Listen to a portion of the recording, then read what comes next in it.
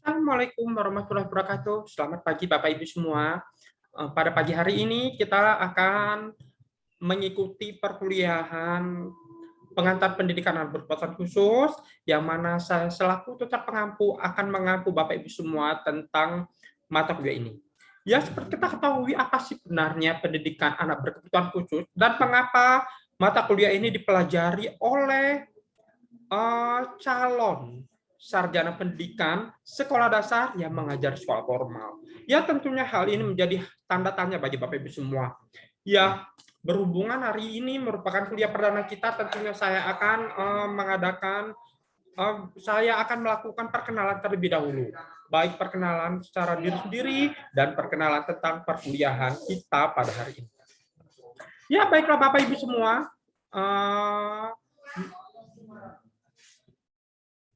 Yang mana pada pagi hari ini kita akan mengikuti perkuliahan tetap pengantar pendidikan anak berkebutuhan khusus, yang mana perkenalan, dan saya juga akan menjelaskan tentang substansi isi modul yang akan kita ampu pada pertemuan 1 sampai dengan pertemuan ke-8 nanti. Dan tentunya Bapak Ibu semua juga harus tetap semangat, bergairah, dan tentunya tetap konsentrasi, fokus untuk mengikuti perkuliahan ini. Ya, perkuliahan ini tentunya bukan atas kehendak kita sendiri. Hal ini dituntun karena keterpaksaan, karena keadaan yang demikian rupa kita tidak diperbolehkan untuk berkumpul sementara waktu. Hal ini untuk membantu pemerintah untuk memutus mata rantai virus COVID-19. Ya, baiklah Bapak Ibu mahasiswa, perlu juga diketahui bahwa perkuliahan webinar ini sama halnya dengan perkuliahan tatap muka. Hanya saja kita diperantarai oleh media komputer ini. Ya, kita tetap tatap muka tetapi hanya dibatasi oleh layar ini, maksud seperti itu. Dan tentunya perkuliahan ini juga memiliki peraturan, ya. Peraturan artinya kita agar perkuliahan ini dapat berjalan dengan lancar, tentunya juga harus ada aturan seperti halnya tatap muka. Apa aja sih peraturannya? Berikut saya jabarkan.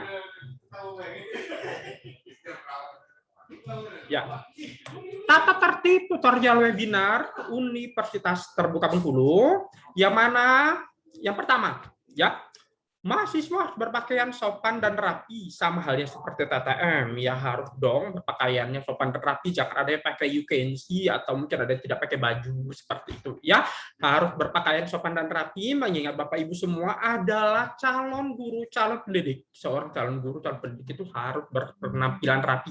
Ya, minimal harus memakai baju yang ada kerahnya. Tuh. Kemudian tidak makan, minum, dan merokok selama pelaksanaan tutorial webinar. Ya, tidak boleh makan, tidak boleh minum.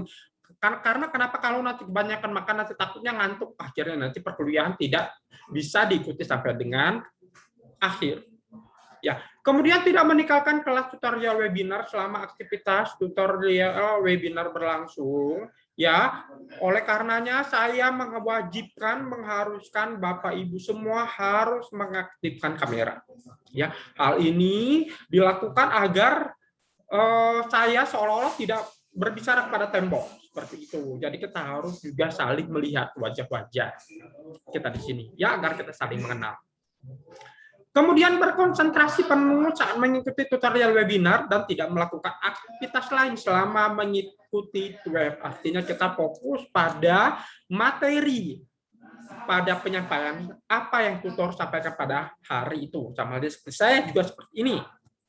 Kemudian menggunakan bahasa Indonesia yang baik dan sopan dalam berkomunikasi selama tutorial webinar. Ya, jangan ada yang menggunakan bahasa daerah, karena kita di sini adalah satu warga negara Indonesia. Agar kita paham bahasa yang disampaikan, jadi gunakanlah bahasa Indonesia yang baik dan benar. Selanjutnya, melaksanakan tutorial webinar pada lokasi yang tenang, tidak ada gangguan suara lain. Ya, antisipasi karena nanti banyak jangan lakukan aktivitasnya di mall, misalnya seperti itu. Ya, cari tempat yang hening terlebih dahulu. Untuk sementara waktu kita fokus untuk belajar karena rugi loh ya, sudah bayar mahal-mahal nanti ilmunya nggak dapat seperti itu. Selanjutnya, mematikan dering handphone atau handphone dipastikan dalam mode diam. Ya, selama mengikuti ini handphonenya jangan ting tong nanti akan terganggu dengan yang lain ya. Mematikan mikrofon pada saat sedang tidak berbicara dan menghidupkan mikrofon apabila ingin berbicara ya agar suaranya jernih nyaring. Mikrofon mahasiswa untuk saya meminta untuk di nonaktifkan. Kemudian membuat komitmen dengan anggota keluarga atau lingkungan sekitar agar tidak mengganggu pelaksanaan tutorial webinar yang maksudnya itu memberikan pengertian kepada orang-orang di sekitar kita, mohon pengertiannya sebentar, bapak, ibu, nenek, kakek, atau siapa yang ada di sekitar kita pada itu, bahwa saya sedang kuliah sekarang ini, saya mohon waktunya beberapa jam ke depan untuk mengikuti tutorial webinar ini. Selanjutnya, tidak menginformasikan link web Microsoft Teams kepada pihak lain ya, jangan dibocorkan link ini ya, nanti ada orang dari mana-mana nanti masuk semua ke dalam kelas kita, nanti kegiatan kita bisa kacau ya kan ya, nanti apa yang ada menjadi rahasia di sini nanti bisa terlempar keluar, nanti kita juga yang berbahaya ya. Antisipasi loh, ingat link kelas jangan diberikan kepada sembarang orang, link kelas adalah cukup diketahui oleh para mahasiswa saja. Menjunjung tinggi norma dan etika akademik ya, tetap menjunjung tinggi norma dan etika akademik, tetap menjaga nama baik universitas terbuka begitu. Ya, baiklah Bapak Ibu mahasiswa, itulah tadi sekilas tentang peraturan tutorial webinar ini. Tentunya walaupun kita kuliah jarak jauh seperti ini melalui media, kita tetap harus tetap harus mempunyai aturan agar perkuliahan ini dapat berjalan dengan baik dan benar ya. Ngomong-ngomong, hari ini kita akan membahas tentang pendidikan anak berkebutuhan khusus. Tentunya pasti Bapak Ibu semua bertanya-tanya, apa sih pendidikan anak berkebutuhan khusus itu? Mengapa dipelajari? Sedangkan saya adalah calon guru sekolah dasar di sekolah normal seperti itu ya. Bapak Ibu perlu ketahui bahwa anak berkebutuhan khusus itu adalah anak yang memiliki cacat fisik ya, entah dia bisu, entah dia tuli, entah dia buta, entah dia cacat kaki, entah dia cacat tangan, entah dia memiliki kelainan lainnya. Tetapi perlu diketahui bahwa anak-anak tersebut adalah anak-anak yang istimewa, anak-anak yang sangat luar biasa. Mengapa dia dikatakan luar biasa? Karena anak-anak tersebut kebanyakan ya, bukan anak tersebut, kebanyakan anak-anak berkebutuhan khusus itu bisa selangkah lebih maju dari anak normal lainnya. Ya, bisa dilihat sekarang lo ada loh ya anak yang tunarungu itu bisa menjadi staf ahli kepresidenan. Ya, ada juga orang yang tunarungu berhasil menjadi model. Ada juga anak yang tunarungu berhasil menjadi pengusaha. Itu artinya tidak ada kata yang menghambat kita untuk maju. Semua berhak untuk maju, semua berhak akan pendidikan. Ya, tiga hak manusia di muka bumi ini adalah: satu, kebutuhan akan pendidikan; dua, kebutuhan akan kesehatan; tiga, kebutuhan akan kelangsungan hidupnya. Ya, nah tentunya anak-anak yang cacat itu juga berhak akan pendidikannya, hanya saja sistem pendidikannya, sistem pengajarannya, sistem pengelolaan pembelajarannya berbeda dari anak normal lainnya. Ya, sistem pemberian pendidikannya tersebut harus sesuai dengan kecacatan fisik yang dialami oleh anak tersebut. Nah, ini nanti akan kita bahas semua dari pertemuan 1 sampai dengan pertemuan ke-8. Hal ini tidak bisa saya sampaikan langsung pada hari ini, karena kenapa kita hanya diberikan waktu 120 menit ya selama 1 kali pertemuan dalam 1 minggu. Ya, kalau kita bahas semua 12 modul itu nanti semuanya nggak terbatas waktu ya kan ya. Dan juga nanti untuk kegiatan pembelajaran lainnya nanti saya juga akan membagi kelompok Bapak Ibu. Nanti pertemuan berikutnya nanti kita akan melakukan diskusi kelas ya. Untuk pada hari ini saya akan menjelaskan secara spesifik saja isi dari mata kuliah ini. Ya, ini dia materi yang telah saya persiapkan untuk Bapak Ibu semua. Ya, pengantar pendidikan anak berkebutuhan khusus PDGK 4407. Ya, yang pertama, ya, pertemuan pertama ini kita akan membahas terlebih dahulu pengenalan tentang apa itu pendidikan anak berkebutuhan khusus. Ya, definisi keluarbiasaan. Secara harfiah, keluarbiasaan berarti menggambarkan sesuatu yang luar biasa, dapat berupa sesuatu yang positif maupun sesuatu yang negatif. Ya, di sini sudah jelas secara harfiah, keluarbiasaan berarti menggambarkan sesuatu yang luar biasa, dapat berupa sesuatu yang positif maupun sesuatu yang negatif, tergantung dengan pengembangan yang telah kita lakukan. Berbagai jenis keluarbiasaan, ya, berbagai jenis keluarbiasaan. Yang pertama itu adalah jenis keluarbiasaan di bawah normal, ya, jenis keluarbiasaan di bawah normal. Yang pertama adalah tunanetra. Tunanetra itu dapat diartikan bahwa penyandang buta. Ya, tunarungu. Tunarungu adalah gangguan pada pendengaran, gangguan komunikasi, tunagrahita, tunadaksa, tunalaras, berkesulitan belajar, dan tunaganda.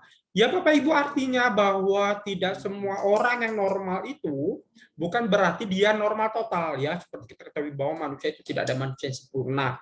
Ya, orang yang terlihat normal, mungkin matanya bagus, pendengarannya bagus, fisiknya juga bagus, itu bukan berarti dia normal seutuhnya. Mungkin dia bisa tergolong di dalam berkesulitan belajar.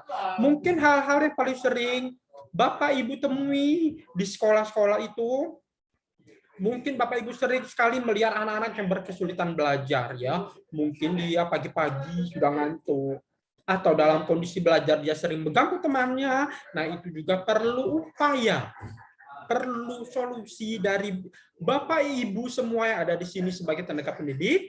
Bagaimana cara mengatasi anak tersebut agar anak tersebut tidak lagi sulit dalam belajar, agar mereka mampu mengikuti pembelajaran dengan baik. Selanjutnya, penyebab terjadinya keluarbiasaan, ya. Tentunya cacat-cacat tersebut tentunya pasti ada sebab, ya. Sebab akibat seperti itu. Apa aja sih penyebab terjadinya keluarbiasaan itu? Yang pertama, penyimpangan dalam bidang intelektual, sangat cerdas dan sangat rendah. Penyimpangan ada yang sangat rendah dan ada juga yang sangat cerdas, ada juga yang sangat rendah. Tentunya hal ini bisa kita buktikan dengan IQ, tes IQ seperti itu, ya. Dari tes IQ nanti bisa kita ketahui, oh anak ini cerdas, anak ini kurang cerdas, anak ini di bawah normal, seperti itu. Kemudian penyimpangan sensoris atau indera. Ya, penyimpangan sensoris atau indera yaitu ada tunanetra, tunarungu. Ya, tunanetra buta, tunarungu adalah orang yang gangguan pendengaran. Gangguan komunikasi, kemudian penyimpangan perilaku, tunadaksa dan gangguan emosi, penyimpangan perilaku, tunadaksa dan gangguan emosi. Kemudian ada penyimpangan ganda atau disebut dengan tunaganda.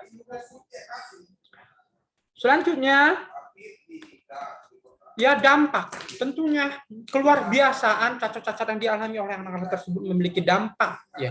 Dampak tersebut bisa terjadi dampak bagi anak, bagi keluarga dan masyarakat. Bagi anak, ya, bagi anak di atas normal, positif dan rasa bangga.